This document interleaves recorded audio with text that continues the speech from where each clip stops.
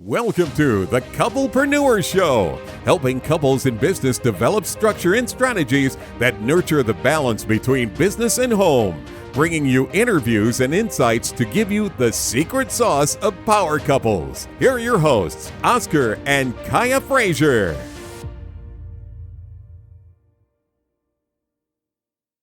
Beautiful people, are you an entrepreneur, aspiring entrepreneur, or perhaps you are the husband or wife or boyfriend or girlfriend of an entrepreneur? If any of those things fit within your bucket, this show is absolutely for you. Hello. A quick second just to acknowledge our sponsors for this show. Talk Shirt to Me, shirts that speak, cool designs that help you express yourself.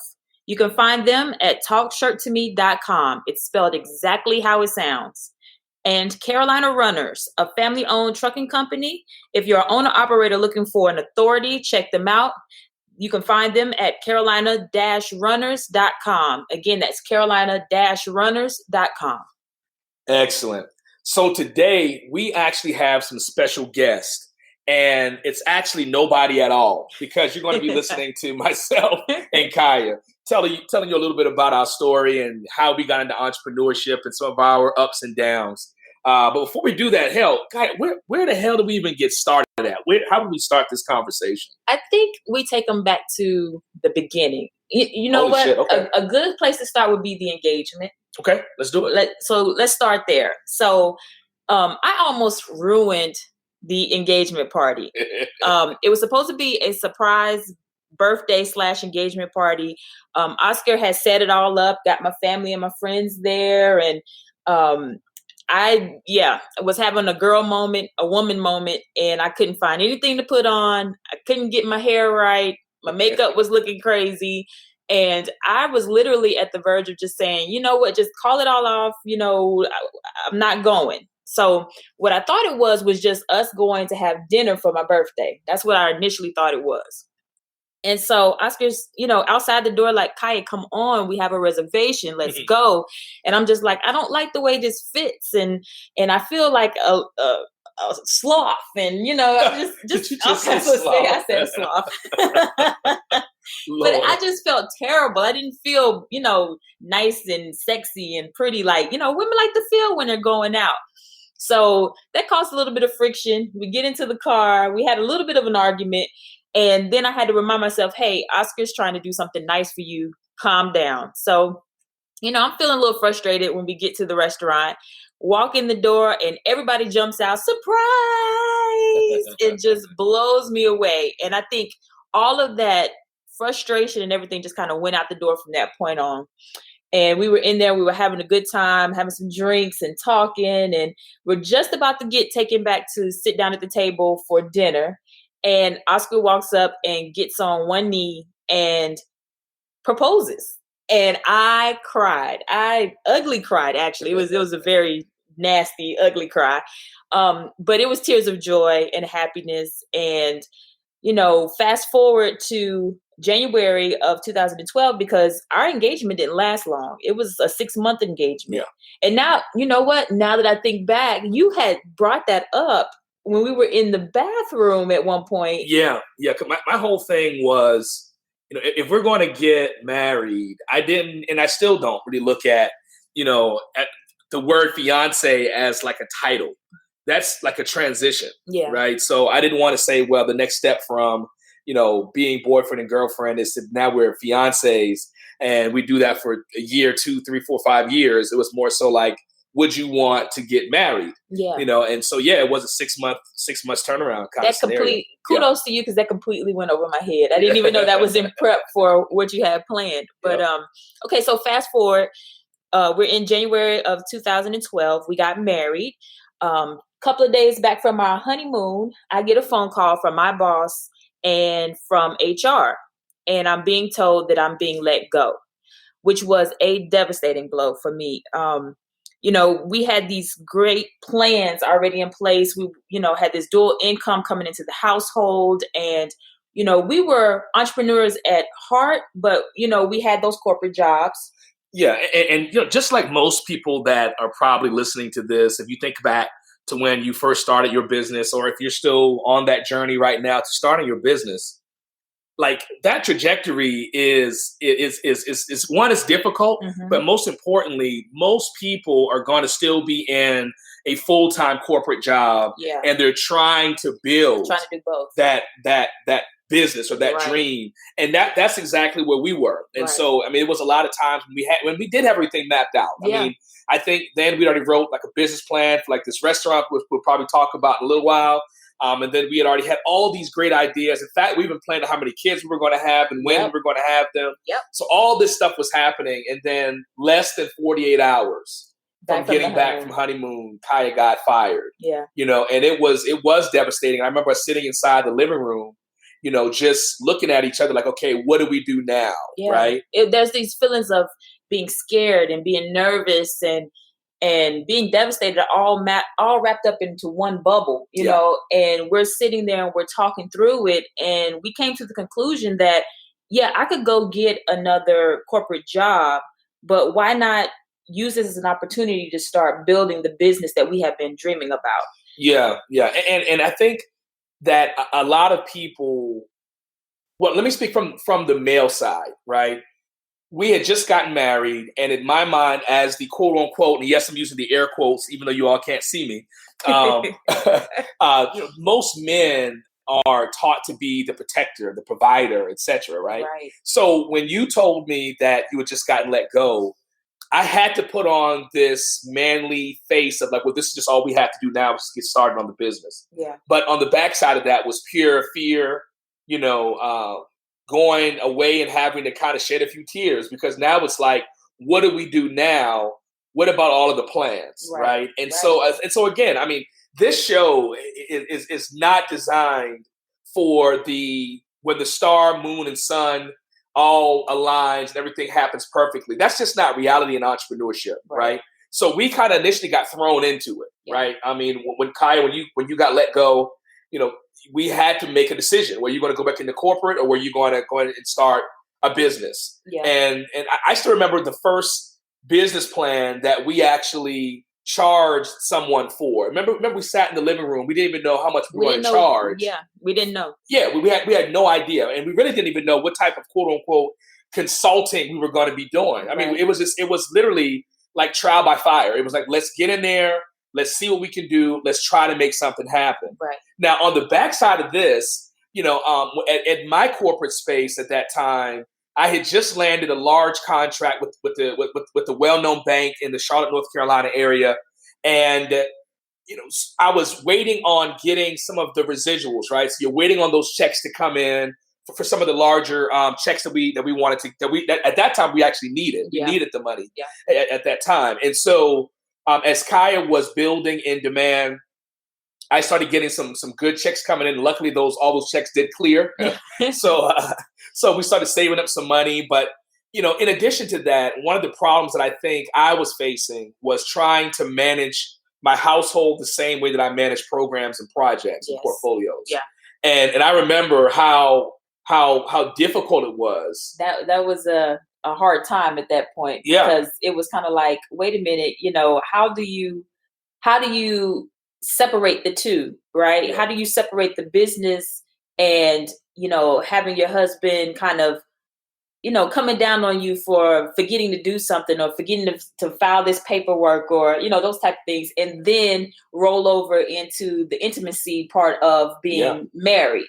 Right. Also, the first couple months of marriage. And mind you, me telling you the story about, you know, what was happening over at the bank and the good checks that were coming in, this was still only about 90 days into our marriage. Right. You know, so at that point, we were saying to ourselves, well, we probably need to move into a place that we own. Right. So we started looking at some condos and things like that. And we didn't have enough money to necessarily go get like some, you know, huge house or some huge condo. So we said, look, let's see if we can find a refurbished, one that we have to refurbish, or perhaps a foreclosed condo. And we did a great job.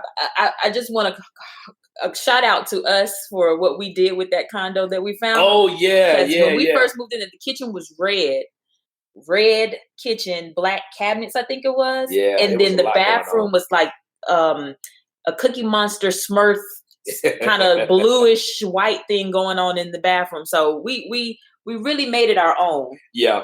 And so at that time, I think we were able to save up some money, and we found the foreclosed condo. I think it was $108,000. We went to the realtor, said, "Look, we got some cash. We want to buy this place in cash." And so we did that. I think we had dropped maybe another 30 or 40,000 into just to make the place livable. Yeah. And so once we did all that, we finally moved in there, and there you have it. Now, after we moved into this new condo and we were finally starting to settle in to some level of entrepreneurship, right? So Kiya was doing the day-to-day entrepreneurship thing, and I was still working the contract that I had with the bank. And one day, one of the executives over at the bank said to me, "Oscar, we're going to have to make some cutbacks." And so I said, "Okay, how many people are we talking about? When do we need to do this?" And what they told me was, "We're going to have to let go of everyone on your team." Now, at that time, I had about 147 FTEs or employees across the United States. And they wanted me to do this on one phone call, because the folks that know about large corporations know that typically when they do layoffs in mass, it won't be like, let me give one person a call at a time. So it will be one, group call. Everyone will be, rolled off. By the time you leave out of the meeting, all of your equipment is then shut off. All this stuff usually happens. And in my circumstance, because I had really built relationships with a lot of the people that worked for me, I actually elected to call each one by one. Yeah. And I remember how grueling that was, and just how traumatic it was talking to people, as they were, asking questions like, "Well, what do I do now? What do I tell my family, now that, I don't have a job?" Right. And it was a very scary time.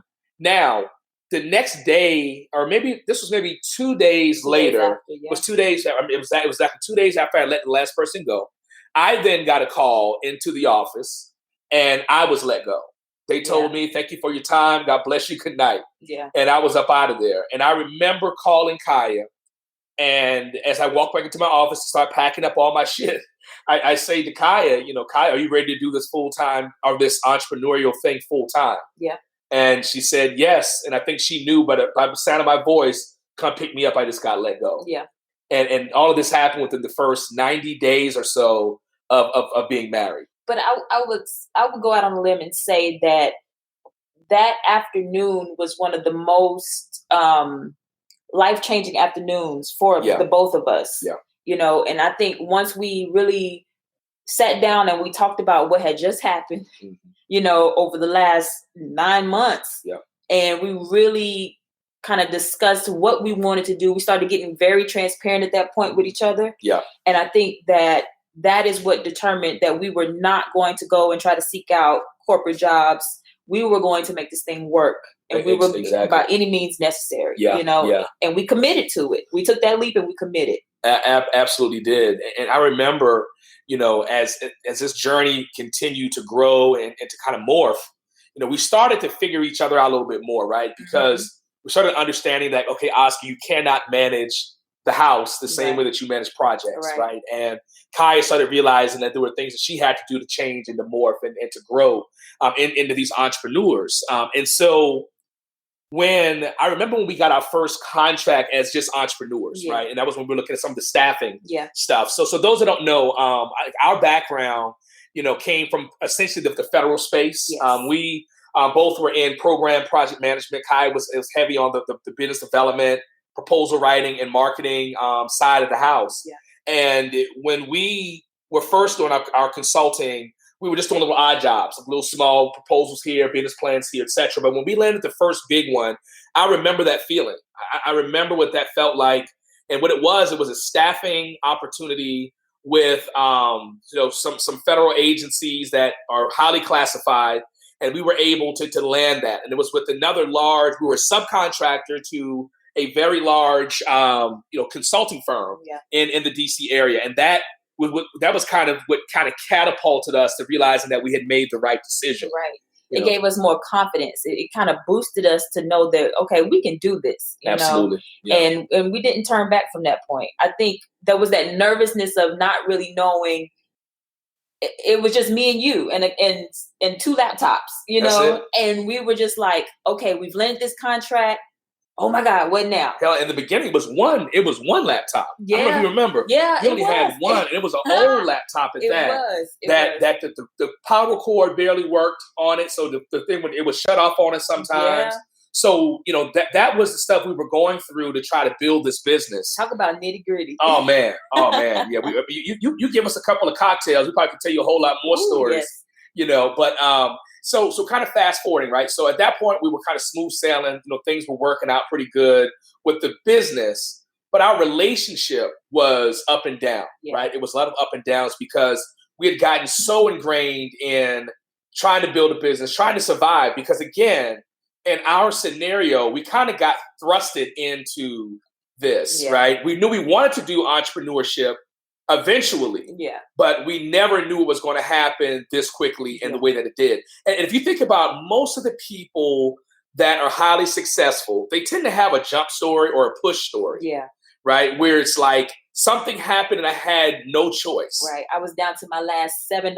Right. And if I didn't make this leap, it was not going to happen for me. And so from 2012 to 2015, we were doing the staffing. We were doing a lot of small business consulting, helping a lot of companies launch and open. But then we went back to our original dream. That passion. And that passion, which was to open up a restaurant. Yeah. And it was supposed to be Suge's Juke Joint. Yep. So if those that may have heard of or seen the movie, which I'm sure you probably have, The Color Purple, there was a juke joint that was in that movie that we absolutely loved, right? And so we were going to call it Suge's, and it was going to be a booze, blues, and barbecue spot, right? And so we went back to that business plan, which we had actually wrote 5 years prior to launching it. Yes. So in 2010 was when we actually wrote that business plan. And so in 2015, we sat down with a good friend of mine, of ours, Dorian, a great realtor in the Charlotte, North Carolina area. He owns On Point Partners. Yeah. I believe it's his company's name. And so really, really excellent guy, walked us through the whole process of looking at commercial real estate. And what he also did was, which was a great idea, he had sat us down with another group. So we all sat down and we decided to open up this restaurant. Now, Kiya, we're keeping it at 100. We know that the restaurant kind of morphed from our business plan. Yeah. Right. So it went from being Suge's to Blue Notes. Yeah. Totally different. And then just the size and the magnitude of what we envisioned to what we actually ended up going into was completely different. Yeah. We're talking about by a landslide. Yeah. The business plan had 5,000 square feet was the max. Right. For the restaurant, and we ended up getting a 12,000 square foot. It was restaurant, essentially 3 restaurants in one. Yeah. So it was very, very. It was a lot. It was very ambitious to say the least. So when we finally closed on the restaurant, we opened it up. It was so exciting. We were just excited to do it. We had gotten a partner that joined in with us for us to do it. I think at that point, before we opened up the doors, we had already sank probably about $350,000 in cash on our end, on the restaurant, and on our partner's end. I think he had sank in about $350,000 as well, right? Because there was a lot of upfit that had to happen, etc. When you're dealing with a restaurant of that magnitude, you're going to run into all types of problems. Right. Now, the reality is, some nights we would walk in there and it would be the most beautiful time when we would say, we know exactly why we did this. Right. But there were other nights. Many of other nights. Many of other nights. So we walked in and we said, why in the what did we do this? Thinking, oh my God. Yeah. We had those days where we were just like, why? Why do we do this? Yeah. And I remember the first couple months of the restaurant being open and just how much like sleep deprived we were. And we thought it was going to end soon. We thought, like, okay, it's got to get better. It can't stay like this. It's going to get crazy. We were averaging about, 2 hours of sleep? If that. Yeah, sometimes we'd be in there almost overnight at the restaurant trying to get things ready for the next day. And I remember during that time, if you think about maybe the first 6 months to a year we were there, the money was coming in. I think the first year we did like right around $1.4 million. Yeah. But the problem was the amount of stress but it was causing our marriage, and it was causing on just every aspect of our lives. Right. I would remember waking up in the mornings just kind of in a panic mode of like, what's about to happen? What's about to go wrong? And at some point, I think in late 2016, early 2017, Kiya and I began to burn out. Yes. And I remember just kind of like, we would only see each other in passing. Yeah. Like one of us would be in the restaurant taking care of some things, and then literally would kind of change off. And it was like, hey, sweetie, hug, kiss real quick. And then we're out the door. Yeah. And then by the end of the night, about 12 or so, the other one would be coming home, and literally we're so exhausted and tired. It was literally like sleep 2 hours, get up and do it all over again. And so sex wasn't even a topic during that time. I don't. Yeah, it was no sex, no cuddling. I mean, we were just trying to keep the damn restaurant open, right? And I remember we had a very well-known artist come and perform at our restaurant in early part of actually this was second quarter of 2017. And I remember everything kind of ended up being a disaster. A lot of things went wrong for that particular performance, and we ended up feeling like we got shorted out of what we had invested in. And when we left out that night, I knew in the back of my mind that it was over. Yeah. I knew that it was either going to have to be the restaurant or our marriage. Yeah. And it really wasn't, those that are listening, I mean, you ever get to those points where it's either like there is no gray area. It's like it's either left or right. There is no middle. That's where we were. And that's where we found ourselves. And it was a very, very scary time. And I remember walking into the room to Kiya, and I said, Kiya, I'm ready to shut the doors. Yeah, I had checked out. Yeah, Kiya already been. I probably checked out maybe a week before that, but I was muscling through and kept telling myself it'll get better. This is just a bad week, Kiya. And I just remember being so frustrated. And I remember standing in the bathroom one morning, and I cried. Like literally was standing in the bathroom crying from frustration. Yeah. And I think after that event, it was just like I checked out. I was numb. And the next morning when Oscar came in and he was like, that's it, I think there was a sigh of relief and also devastation at the same time at that point, because it's like it didn't go the way we wanted it to go, and it felt like a fail. Yeah. Yeah. It felt like a fail. And that was what, and I'm sure other entrepreneurs can relate to. When you have to shut the doors on something or you have to close something, it is that initial notion of I failed is hard to overcome when you're building something.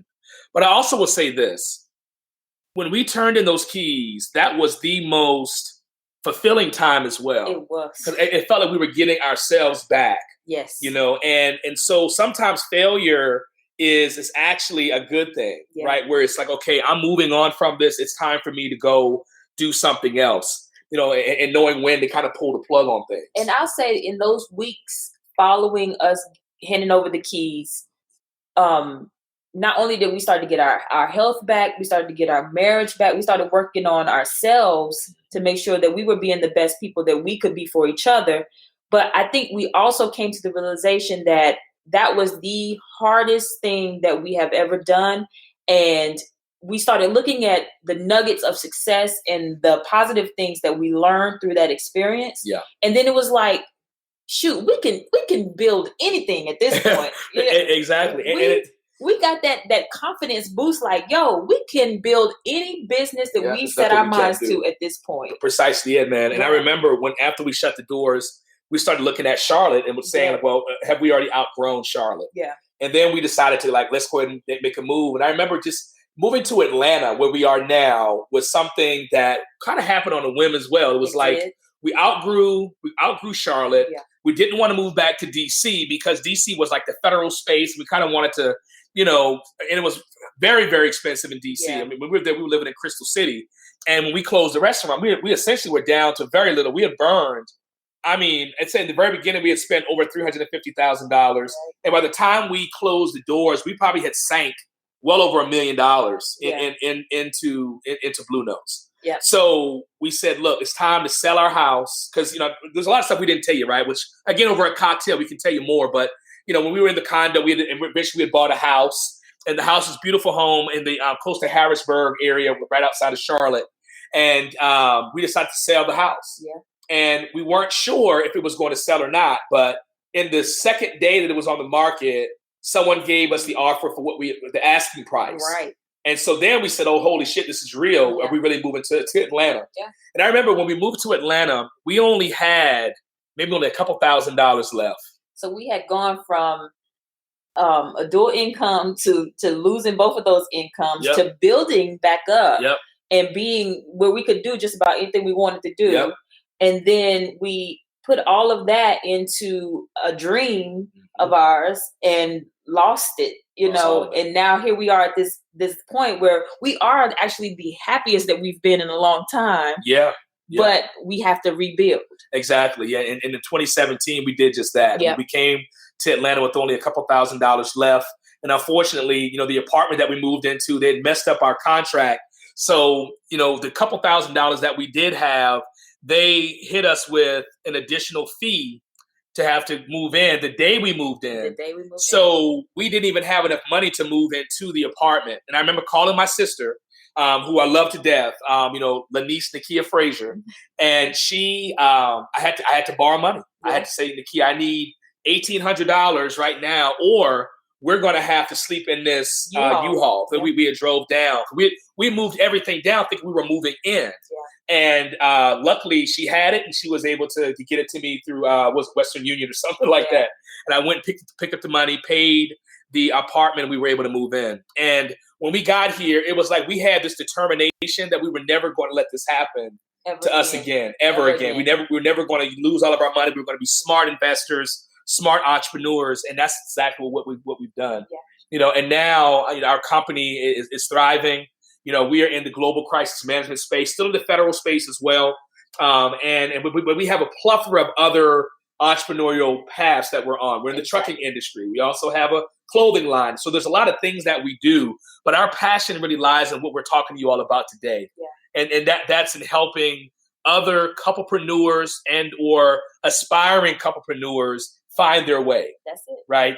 This journey is not for the faint at heart. This is something that is, when we say blood, sweat, and tears, it's literally that. Yeah. And I think the good, the bad, the ugly, all of it wrapped up together. Yeah.